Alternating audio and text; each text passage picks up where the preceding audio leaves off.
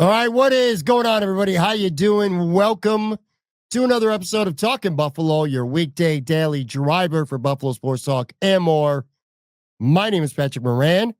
Big thank you to everyone out there, as always, for listening or watching, however you consume the show. I do appreciate you very, very much. If you have not yet subscribed or followed on the audio side, please, please, please go ahead and do that right now. Today's episode is sponsored by Sunny Reds, 1531 Abbott Road, sunny Lackawanna, just minutes down the way from Highmark Stadium. Some of the best wings you'll get anywhere in Western New York. Brick oven pizza to die for. Great food, great drinks, great vibe.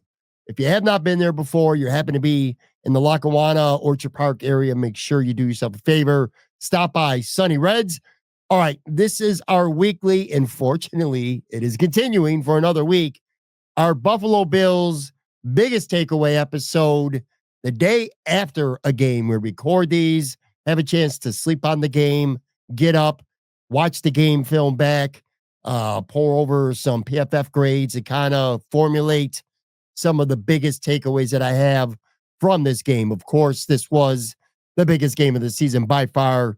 The Buffalo Bills survive the Baltimore Ravens in Orchard Park, 27-25. They are going to the AFC Championship game. The Bills at the Chiefs in Arrowhead. It just feels like this is the way it has to end in the AFC. It truly does. Narratives is a word that I'm probably going to use a lot during this episode. And I want to make one thing crystal clear here right at the top. I was happy to wake up today being Monday, to a victory. Even with the narrative, knowing ahead of time that when it comes to most talking heads and media on the national side, that it was going to be way more about the Baltimore Ravens losing this game on Sunday than the Buffalo Bills winning it. But I'll tell you, for once, it's nice to wake up to this kind of postseason game not feeling demoralized. You know, that the Bills somehow found a way to lose the game. That's typically what the Buffalo Bills have done throughout their existence when they're bad and even when they're very good, like they have been on this run since basically 2019. So it's nice to wake up and not feel demoralized. This was a very, this was a Billsy game. That's a term we like to say here in Buffalo a lot. But here's the thing, folks. It was Billsy, but it was Billsy for Baltimore, not Buffalo. So if you're out there, handle the game, handle the narratives, handle the talk any way you want. Say whatever you want. The Buffalo Bills are still playing football. And the next time they take the field is for the right to get to the Super Bowl. Okay? That's what it's all about. And before I get to some takeaways specific to this football game, I'll say this. You know, life goes on. If the Buffalo Bills would have lost on Sunday night, life goes on. But I'm not going to sit here and say that this game didn't mean an awful lot, of course, to everybody out there who's listening, but also to myself as well. If you happen to be watching us on the video side, something very rare is going on this episode of Talking Buffalo. I mean, I make it a strong point to pretty much never, on video at least anyway, during this show, wear any kind of Bills gear. Yet, I am sitting here right now in a black Buffalo Mafia hoodie with a white Buffalo Bills ball cap on because I'm being a fan right now. I just am. And I try really hard. And for the most part, I think I do cover this team extremely objectively. I'm very, very critical. And there's some things I'm going to be critical about with the Buffalo Bills during this show today. But I'm not going to try to hide the fact that I don't want the Bills to win the game, or it doesn't matter to me. I'm just covering the team. It doesn't matter to me one way or the other, because that would be complete and utter bullshit. And I would be lying to everybody. So sure, life goes on if they lose, but this game meant a lot. Obviously to the organization, obviously to all of you, the fans, and selfishly, me as well. It would have been tough to come on here today if the Bills got beat in the divisional round for what would have been a fourth straight year. And it would have been fair to question, is this team, have they reached their ceiling? I think that's a fair point to raise if they would have lost. It would have been fair to say, is this as far as Sean McDermott is capable of taking this team before he ultimately gets himself stuck in the mud if they would have lost? No question about it. Had they lost, they didn't. And let's also be real. If you live here, and by here, I mean actually in Buffalo, in Western New York, this win, this team right now, I feel like helps deal with seasonable depression. I think that's a very real thing. It is cold as shit here right now. It's supposed to be even colder over the next couple days. I mean, it is frigid. It is freezing here. I hate this time of year with such a passion. But this football team right now, them winning, giving you something to look forward to, it matters. This team is now playing till the very end of January. And if they can pull it out somehow in Arrowhead on Sunday, they're going to be playing into the second weekend of February. Ain't nobody give a shit about the winter and the cold weather when the Buffalo Bills are still playing. I mean, that stupid groundhog and everything comes out by the time the Super Bowl comes. So, yeah, it means a lot. And I'll tell you what, for me personally, and I know a lot of Bills fans and many listening to this show, you're not in this area. I get it. The last time the Bills made the AFC Championship game back in 2020, I was living in Florida. So it just feels a little bit more extra special this time around for two reasons. Number one, because I get to be here in Buffalo. I get to experience the vibes, not just during the game, but all week long. When I lived in Florida, it was awesome to see the Bills go on that run in 2020. But aside from, a small Bills backer bar and a couple other buddies I knew who were Bills fans, or at least were following the team, it's just not the same. To be here and soak up these vibes right now has just been incredible. And I'm sure it's going to be even bigger as this week goes on, leading into Kansas City. So that's one of the things that's great. And the other thing is that just a lot of people wrote this team off. We'll talk about that a little bit today, and I'm sure throughout the week. I felt confident in this football game all the way up until game time. That's when the nerves really, really kicked in. But I'll tell you what, this was a gut check win for the Buffalo Bills. It really was. I really think the Bills throughout the season and this week, and they admitted to it after the game, I really think the Bills have excelled at using that people think we're not good enough narrative to their advantage. When you select the Buffalo Bills, when you talk down about this organization, they listen. I promise you, they listen. Going back to the offseason when pretty much everybody out there nationally said the Bills would finish second, maybe even third in their own division, they took that to heart. Some of the teams that they played this year that they're not better than, they took that to heart. Josh Allen, the most overrated player in the NFL, is voted by his peers. That put a chip on his shoulder.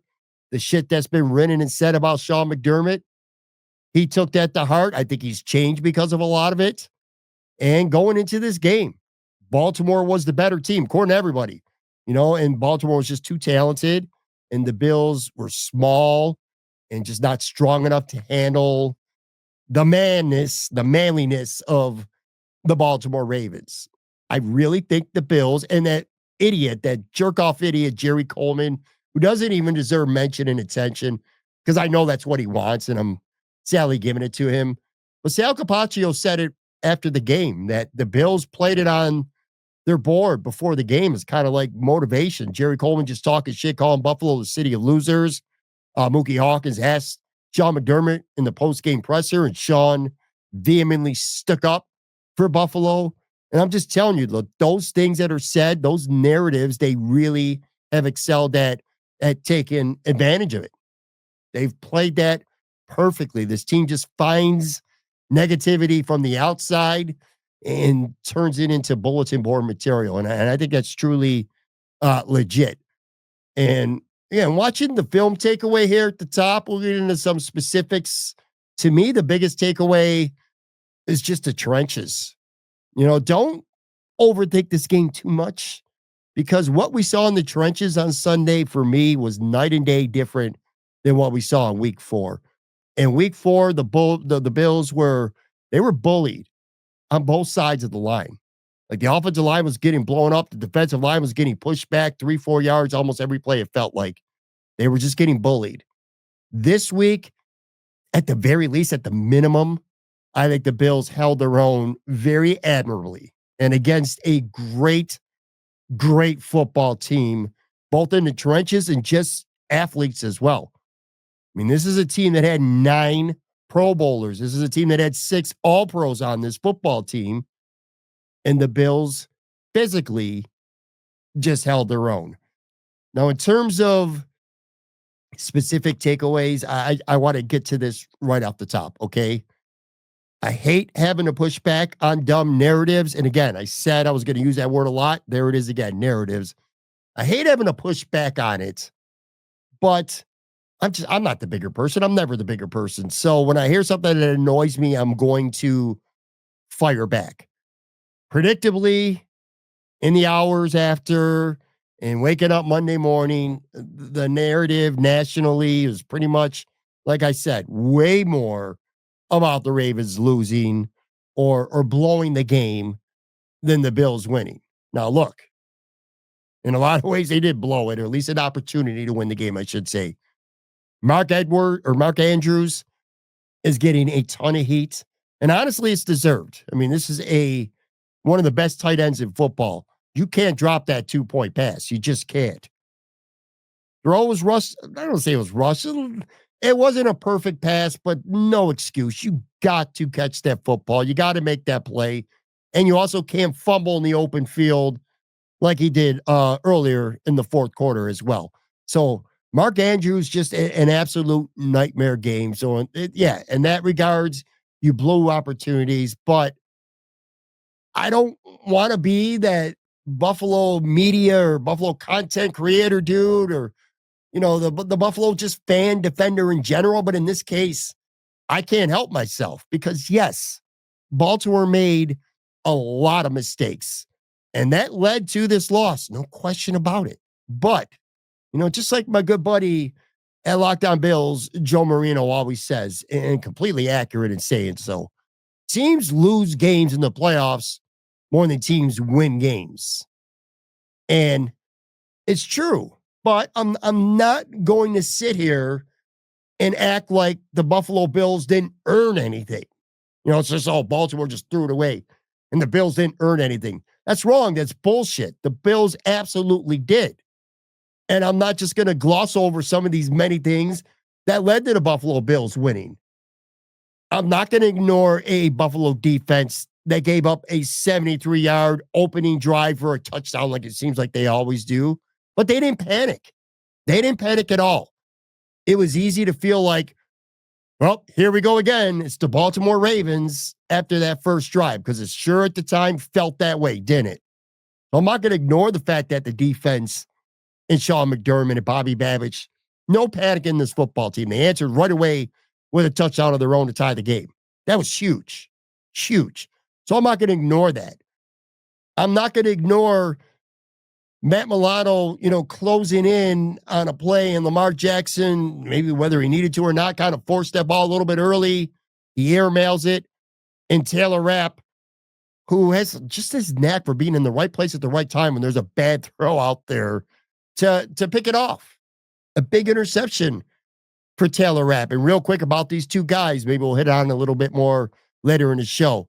We know that Taylor Rapp got hurt. He was actually carted off, hip injury. Semi-encouraging. Sean McDermott said on Monday, I wanted to wait until late Monday after Sean spoke to the media to record this in part for this. But Taylor Rapp, day-to-day with the hip. So we'll see how that goes. Quick side note, too. He said there's no chance Micah Hyde is going to play on Sunday. So if that's something that's sticking in your mind, get it out right now. If for whatever reason Taylor Rapp can't go on Sunday, obviously it will be Kareem Jackson who gets that call up. But anyway, semi-encouraging news. A little bit worrisome. Matt Milano was not on the field for the last two plays of the game defensively for the Bills. And when asked about it on Monday, Sean McDermott wouldn't elaborate. Said he's still gathering information. He wouldn't say if it was injury related or not. So for the next 24 to 36 hours or so, unless we hear something that leaks out, who knows if it was injury related, why Matt Milano was not out there. Potentially, that's a little bit concerning, especially the way he played in this football game and has played in these two playoff games as a whole. But anyway, my point was I'm not going to ignore Milano kind of pressing the issue there with Lamar and Taylor Rapp being there to pick that off. I'm not going to ignore Damar Hamlin grabbing at the ankle of Lamar Jackson following a bad snap, holding on to him, getting a sack, and I don't want to say forcing a fumble because Lamar just kind of dropped the ball. But the fact that Damar Hamlin had his ankle wrapped kind of wouldn't let him get away led to that fumble. And then Von Miller being right there to pounce on it, pick it up, and return it for 39 yards, which would set up a Buffalo Bills touchdown. I'm not going to ignore that. And I'm not going to ignore that, the Bills ran for 87 yards in the first half alone on a defense that only gives up 80 yards rushing per game this season, the best run defense in the entire NFL. The Bills running game put up 87 yards just in the first half. Going back to Milano, I'm not going to ignore Milano tipping a 2-point conversion pass that proved to be huge in this football game. It was a great play by Milano. I'm not going to ignore that Tyler Bass crushed a 51-yard field goal right down the middle between the goalposts, a great kick in really shitty cold weather. That was huge. We've been worried about Tyler Bass, and he's been lights out so far in the playoffs, including a very big 51-yarder in this game. I'm not going to ignore that. I'm not going to ignore that Dorian Williams stepped into a role and a role that was he hadn't played much at all, but he played a lot in this football game. The Bills played a lot more 4-3, so he played an increased role in this football game, and I thought he did so hugely. He had a big tackle on Derrick Henry that indirectly ended up saving the Bills 4 points in this football game. So I'm not going to ignore that. I'm not going to ignore Bobby Babich and Sean McDermott game plan and saying, I'm not letting Derrick Henry run wild all over me. We're going to commit to stopping him. And they held Derrick Henry to just 21 yards on 8 carries in the first half. I'm not going to ignore that. I'm not going to ignore Terrell Bernard peanut punching a football from the arms of Mark Andrews and being there to recover the football. That was arguably the single biggest play of this entire football game. Terrell Bernard pulls it off. Peanut punches the ball, gets it on the ground. Huge, huge play. That's a play the Bills make. Okay, you could say, oh, Mark Andrews should have lost the ball. Sure, but it was a great play by Terrell Bernard to punch that football out. They practice that every day. I'm not going to ignore that. I'm not going to ignore that the Buffalo Bills offense went 3 for 3 in the red zone in the first half. That's how they built a 21-10 lead. They're up by 11 at the half, a little bit of leeway because they were perfect, 3 for 3 in the red zone.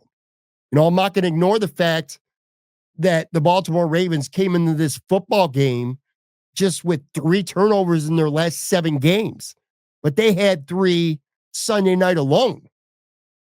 Now, I'm not going to ignore that the Buffalo Bills and Josh Allen specifically, this entire team committed 0 turnovers. They haven't had a turnover now in 2 playoff games. So, I mean, if you listen to ESPN and, FS1 enough on Monday morning, I'm sure you almost feel like you need to apologize for the Buffalo Bills winning. I mean, it's freaking absolutely ridiculous. I just pointed out all these things that Buffalo did to Baltimore. They earned this victory. Sure, Baltimore made mistakes and the Bills wisely made them pay for those mistakes. But the Bills earned this football game. So right off the top, I would just want to crush that narrative that the Bills didn't do anything. Baltimore lost the game. The Bills didn't win it. It's just a crock of shit. And on that note, be right back. And I'll get in a couple of little more specific takeaways here right after the break.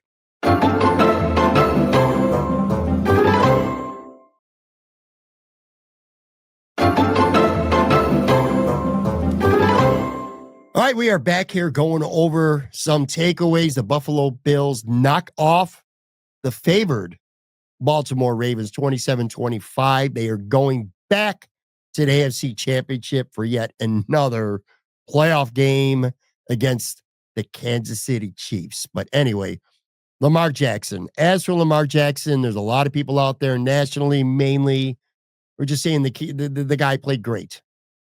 I'll say this. This is my take.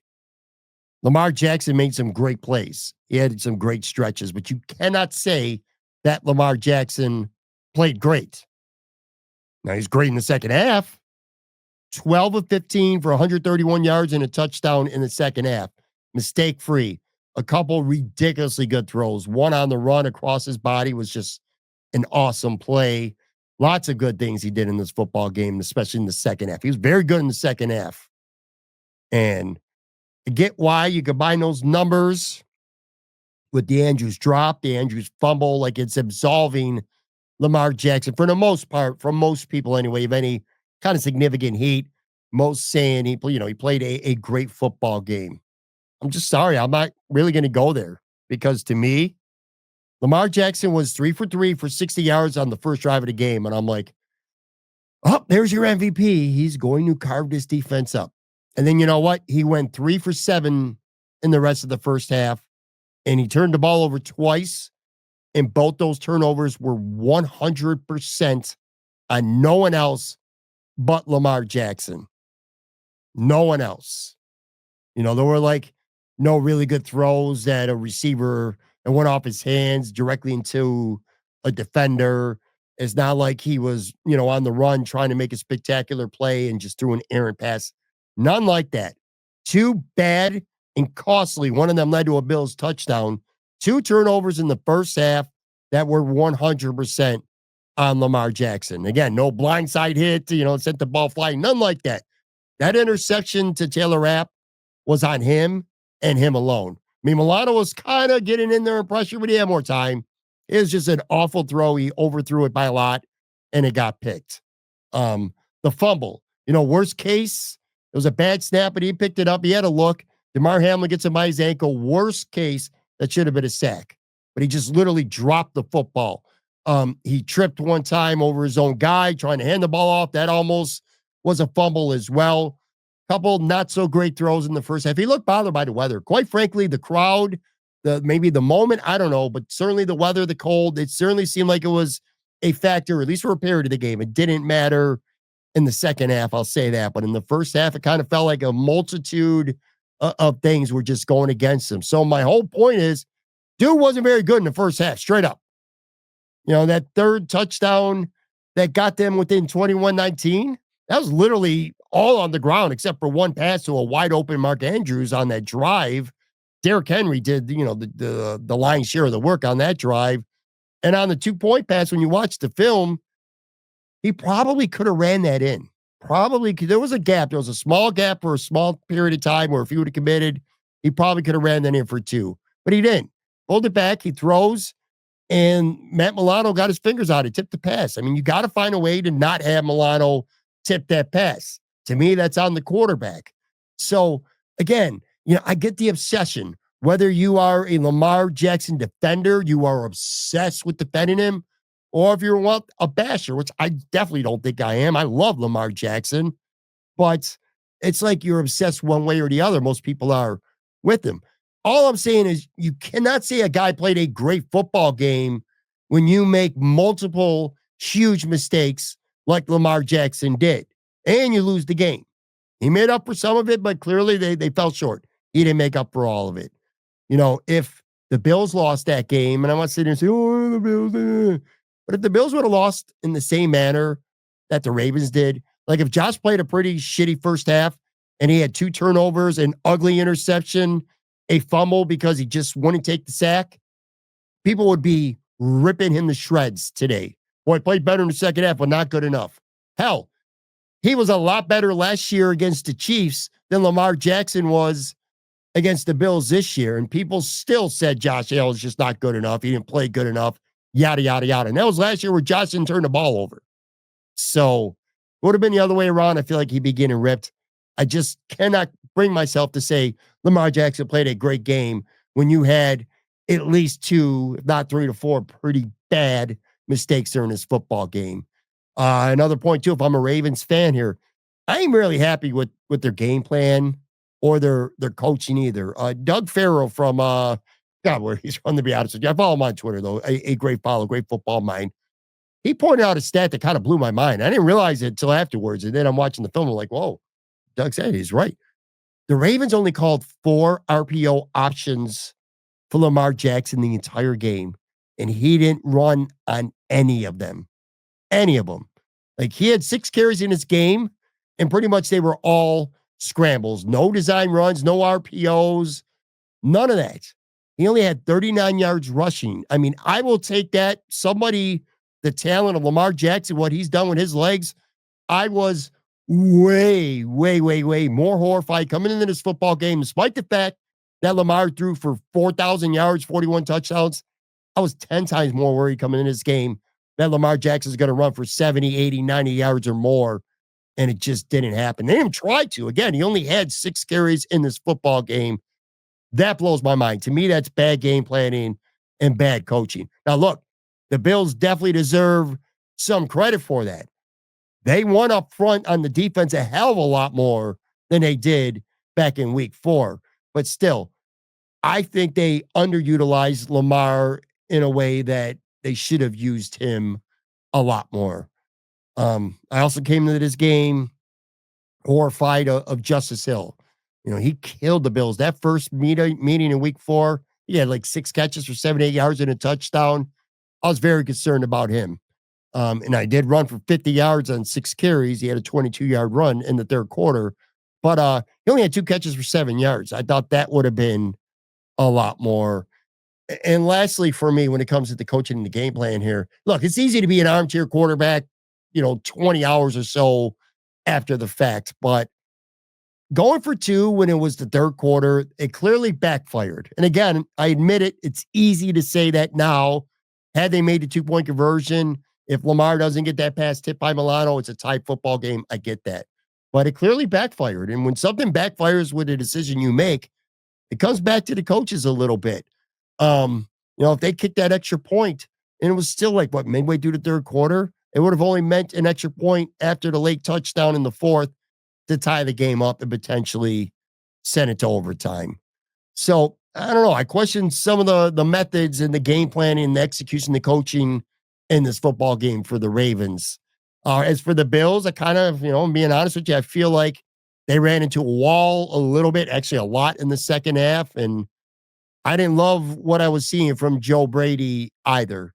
Now, I get the concept for the Bills, especially when you're up 21-10 at the half. The concept was don't let Baltimore back in the game with a foolish turnover. I understand that. But I thought Joe Brady's offense was way too conservative in the second half, especially that third quarter. So my mindset is this. The Bills go in the locker room. They defer to kick. It ends up working out because the Bills score a touchdown right before the half. They go up 21-10, and you get the ball to start the third quarter. I mean, man, you get that ball to start the third quarter, you go down, you score a touchdown, that's a wrap. So I really expected the Bills to get creative, get in their bag, maybe show something that they hadn't shown in the first half. And I'm not saying necessarily trickery, but just opening up the playbook a little bit more, having that kind of go for the juggler type mentality. Because if the Bills go a touchdown on that first drive of the third, or maybe even their second drive of the third, a lot of the narratives that we're talking about, the Mark Andrews drops and things like that, they probably don't mean shit because the Bills are going up 28-10, and I think they win this game going away. I mean, literally. But no, that wasn't the case. The Bills ran on 1st and 10 in the second half 7 times. Now, Cook had one really nice run. He had an 11-yard run. But the rest of those running plays went for 1, 0, -1, 5, 3, and 3 yards. Very little success because the Ravens started selling out to stop the run, which Denver did that last week. The difference was last week when Denver started selling out for the run, the Bills, they had a big play to Curtis Samuel to put the football game away. They had another big play. I don't remember off the top of my head, but I know they had 2 big plays in the passing game in the second half to really kind of, put their foot on Denver and end that game. They didn't do that. They didn't even try to do that against Baltimore when they started selling out. against the run. The Ravens made some sound adjustments on defense, and I thought the Bills just made it a little bit too easy on them. Josh Allen didn't have a pass in the second half that went for more than 12 yards. He had a 12-yard completion to Matt Collins, his long catch of the game. That was it. And then that second drive, it's what, 21-13 at the time. It's 3rd and 5, and you dial up a bubble screen to Dawson Knox. What? Like, what in the hell was that? That might have been the second worst play call that I've seen Joe Brady have this entire year. The first was week 4 against this Baltimore team on that trick play from hell that cost the Bills. Luckily, it didn't cost the Bills Josh Allen. It certainly cost them any chance they had of coming back and winning that football game. But that was just a stupid, awful call. I mean, Dawson Knox on a 3rd and 6 bubble screen. What are we doing here? I don't know, man. Maybe it's not a coincidence that both Joe Brady and Todd Monken from Baltimore, their coordinator, that they both interviewed for head coaching jobs late in the week. I hate that in the playoffs. Maybe their mind wasn't quite 100% there with the game plan. I don't know. But that was some pretty conservative play calling for the Bills in the second half. And look, it could have cost them. It could have cost them. It didn't, but it definitely could have. Hopefully they learn from that. To talk about Josh Allen not having a great game or even a good game, I've heard people say that. That's just unfounded to me. Going back and watching the game especially, I actually thought Josh Allen played a great game, despite the very pedestrian, maybe even kind of like mediocre stats. I can't emphasize this enough. We could have a 4-hour podcast today with every single talking point that you could possibly imagine. But at the end of the day, the Buffalo Bills are going to the AFC Championship because the Baltimore Ravens turned the ball over 3 times and the Buffalo Bills turned the ball over 0 times. That's it. The end. 2 playoff games. Josh Allen has 0 turnovers. Josh Allen has no picks. Josh Allen has no fumbles. Josh Allen has completed 73% of his passes against the Ravens on Sunday. He took what they gave him. He didn't force bad throws. It was actually annoying because you wanted him to go deep a couple times. It was like there were a couple looks, a couple plays that felt like they were designed to go deep. But hey, dudes weren't open, one there, and he dumped the ball off. He didn't even throw an interceptable ball. I don't think he's throwing an interceptable ball this postseason. It's a different type of Josh Allen. Maybe not the type of Josh Allen that, beats the Chiefs next week, but for this game, this is what they needed from Josh Allen. This is what they needed him to be in this specific game. I will say, though, when it was early in the game, first drive actually, but when he absolutely had to have a pass, it's 3rd and 8, all right? We're bringing in one specific play here. It's 3rd and 8 for the Bills on their first drive. The Ravens take the ball, go right down the field. They score. They're up 7-0. Again, this team's not panicked. I was a little panicked. Maybe you were a little bit panicked. We're like, man, the Bills can't go 3 and out. You cannot give the ball back to Baltimore. They go, they score. You're down 2 scores at home. Kind of taking the crowd out of the game a little bit. But it's 3rd and 8. He threw an absolute 34-yard dime to Khalil Shakir on 3rd and 8. That first drive of the game, it led to the Bills answering that touchdown with a touchdown. I thought it was a huge, huge play and a huge, huge throw. So you can look at Lamar's stats and say, well, he played better than Josh Allen. No, he didn't. He did not, because Josh Allen didn't make any mistakes that hurt his football team. Worst case, the Bills, the worst thing that happened on this entire game offensively is that they had to punt. The worst thing that happened to the Ravens 3 times was they turned the ball over. And one of them led directly to a touchdown in a 1-score game. Couple more things here. I love the Bills' commitment. I'm kind of like all over the place here. Offense, defense, offense, defense. I love the Bills' commitment going into this game. It's clear as day. They said, we are not going to let Derrick Henry beat us. We're not going to let Derrick Henry kill us like he did the first game. I mentioned Dorian Williams earlier. He played 41% of the snaps as that 3rd linebacker in the football game. Played a lot. And he was really, really good. He had a hit on Derrick Henry on 1st and goal from the 2-yard line that kept him out of the end zone. Ultimately, Baltimore ended up settling for a field goal. So you can make a case that Dorian Williams had a big part and saving the Bills 4 points on the scoreboard. I thought he was good. I thought Damar Hamlin was used a lot as a run blitzer, and he was effective there. And both were like schematic things that Bobby Babbitt did in commitment to not letting Derrick Henry run roughshod on the Buffalo Bills. I thought it was 100% the right thing to do. Henry had just 21 yards on 8 carries in the first half. They finished the game with 84 yards. 46 of that came on 5 carries during that one third quarter drive where they scored and cut it to 2. So you take that one good drive where Henry was a central focus of this offense and had success.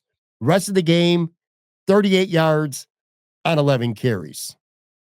Now, like I said, part of that is game plan schemes, more guys in the box. But another big part of that is the Bills just did a world's better job of winning in the trenches, winning at the line of scrimmage, something they did very, very little of back in week 4. Ed Oliver came to play. And I ain't going to lie, man, I was really concerned about him coming into this game. He is kind of face planted a little bit in the divisional round the last couple of years, kind of face planted a lot, if I'm being honest with you. At least that's my personal opinion anyway. I'm going to tell you what, this may have been, throw the stat book out. I don't give a shit about the stats. This may have been the best playoff game of Ed Oliver's career. That's how good he was. Not just in the score box, but the way he looked on film too. Daquan Jones played very well. Austin Johnson did some pretty nice things.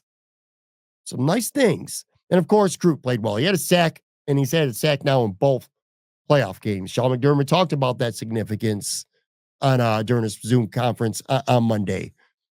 AJ Epinesa played really well. In fact, AJ Epinesa had the highest PFF grade of any Bills player who played at least 15 snaps. He had an 82.6 PFF grade for this football game. Thought he played well. So the front four, they just won a lot. And that combined with scheme and commitment just really held Derrick Henry in check. Another thing I was incredibly impressed with the Buffalo Bills was one penalty. This entire football game, the Bills had but one penalty called on them. Ironically, it was a complete bullshit, awful, egregious holding call on Deion Dawkins. A pretty costly one as well. And that was a terrible, terrible call. Now, look, they got away with a few for sure. There was one play where Keon Coleman was going down the left sideline, and this was a pretty big play too, in fact. And they called pass interference on former Bill Trey White. At minimum, it should have been no call, and you could have made a strong case that Coleman could have got offensive pass interference, but they didn't call that. But anyway, the Bills, just one penalty. It's pretty incredible. I'd have to go back. I don't even know the last time the Bills played a football game and only had one penalty. So, again, all in all, no turnovers, one penalty. That is like the prototype for what a clean football game is. I mean, no pre-snap penalties in that cold weather with those stakes. That shows me that this was a football team that was really mentally locked in to this game. You know, how many times this season have we seen, haven't seen Bills drives get crushed by stupid holding calls or even dumber pre-snap penalties like, illegal shift, things like that, false starts. Just incredible to me. 60 minutes on the defensive side of the football, not an entire penalty for the game. Not one. Just wow. Wow.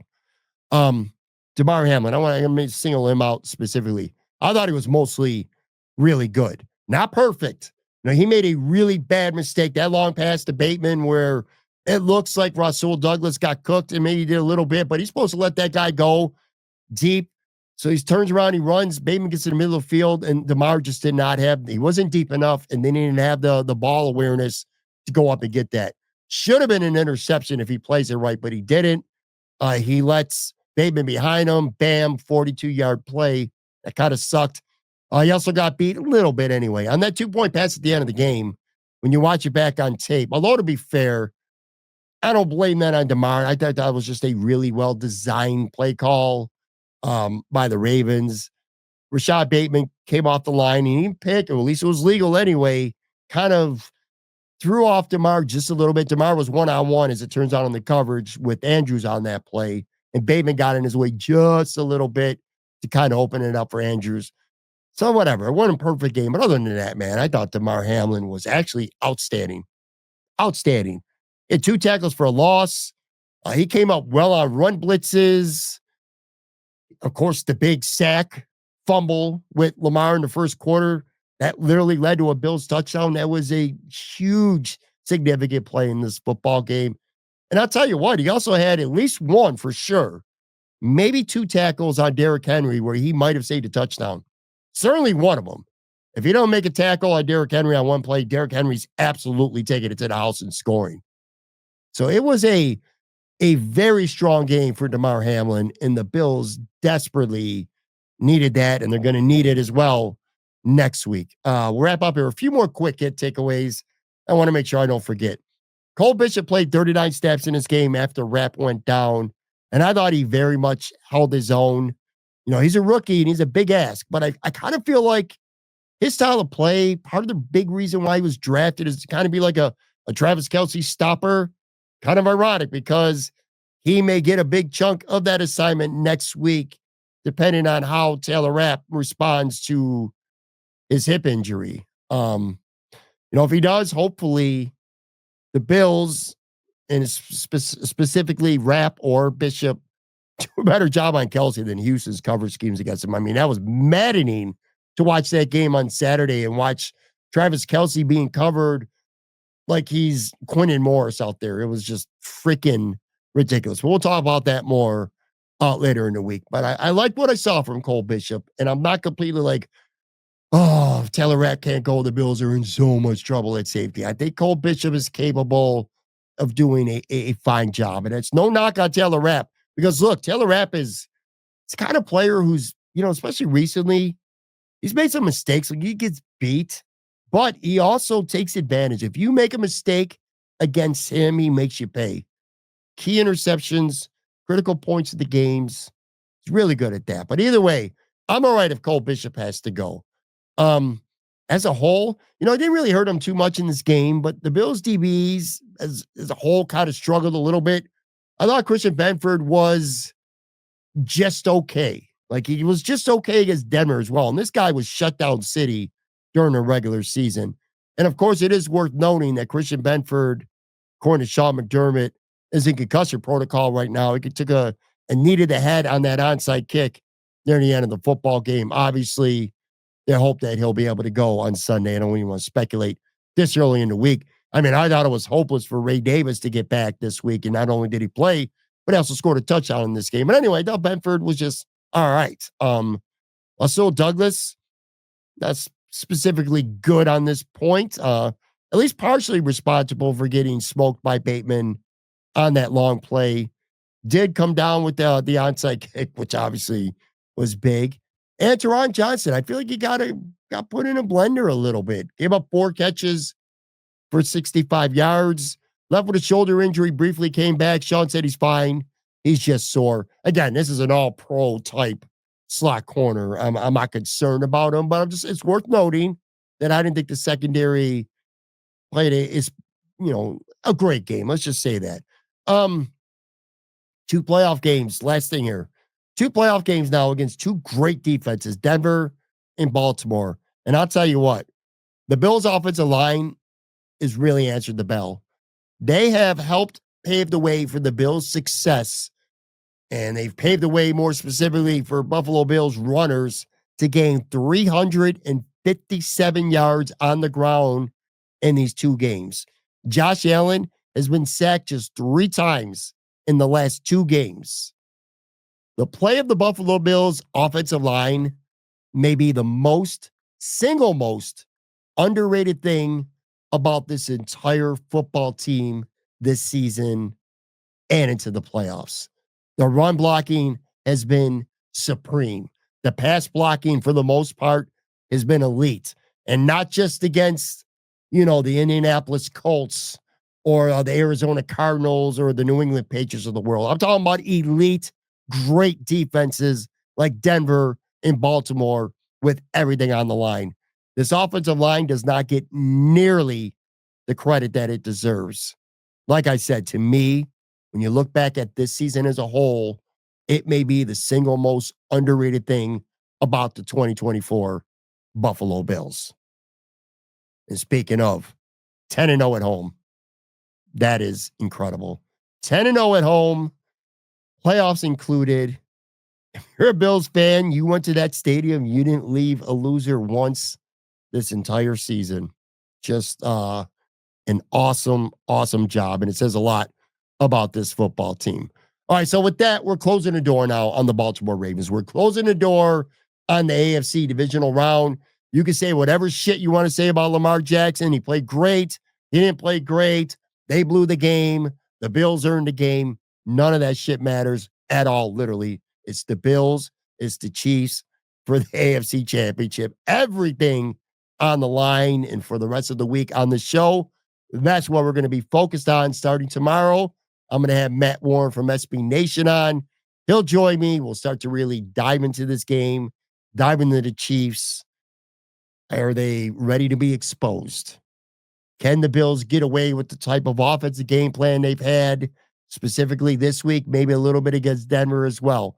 Does Josh Allen need to ramp it up in the air? Will the Chiefs focus on taking away the run like the Bills did against Baltimore to force Josh Allen to have to do it through the air? Will Bills receivers do a better job of creating separation? So many things to talk about. And we'll start Chiefs Week tomorrow on this show with my man, Matt Warren from SB Nation. Talk to you then.